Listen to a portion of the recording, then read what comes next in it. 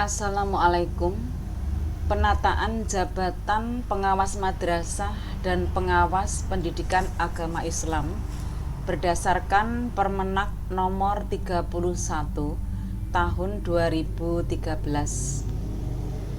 Latar belakang dan visi perubahan dari Permenak nomor 2 tahun 2012 berubah menjadi Permenak nomor 31 tahun 2013 dalam rangka kelancaran penataan pengawas di lingkungan Kementerian Agama. Perlu mengubah dan menyempurnakan peraturan sebelumnya.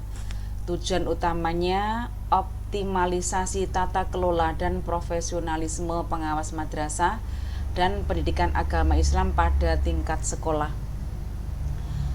Peta perubahan 4 pilar amandemen. 1. Kualifikasi. Perubahan syarat pengalaman minimum untuk pengangkatan pengawas dari jalur guru dan kepala sekolah tertera pada pasal 6. 2. Beban kerja. Penetapan kuota minimum institusi yang harus disupervisi berdasarkan tingkat pendidikan pasal 10. 3. Kinerja dan karir.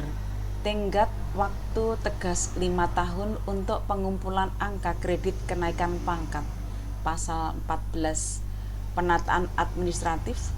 Pembaruan nomenklatur penomoran 14 bab dan peralihan urutan pasal, yaitu pasal 19 sampai dengan 23.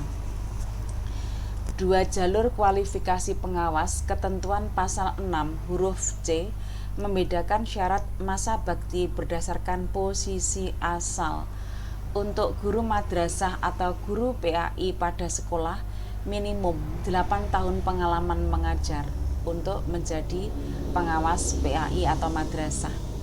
Kepala madrasah atau kepala sekolah dari guru PAI minimum 4 tahun pengalaman menjabat. Skala dan proporsi beban kerja. Ketentuan pasal 10 ayat 2 menetapkan portofolio minimum institusi binaan. Untuk RA dan atau MI paling sedikit 10. Ini untuk pengawas madrasah. Sementara MTS, MA dan atau MAK paling sedikit 7. Kewajiban pengawasan mencakup kedua kelompok institusi tersebut secara bersamaan. Garis waktu kinerja dan angka kredit. Ketentuan pasal 14 ayat 1 huruf A mengatur batas waktu promosi jabatan tahun pertama sampai dengan tahun kelima sebagai batas akhir pengumpulan angka kredit minimum. Jika dalam masa 5 tahun pengawas tidak dapat memenuhi angka kredit yang dipersyaratkan, maka yang bersangkutan tidak dapat naik pangkat ke pangkat jenjang yang lebih tinggi. Penataan administratif dan struktur dokumen. Struktur lama pasal 19 sampai dengan 22, ini pada struktur baru pasalnya adalah 20 sampai dengan 23.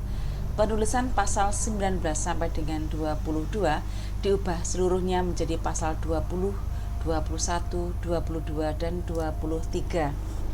14 pilar organisasi perubahan nomor.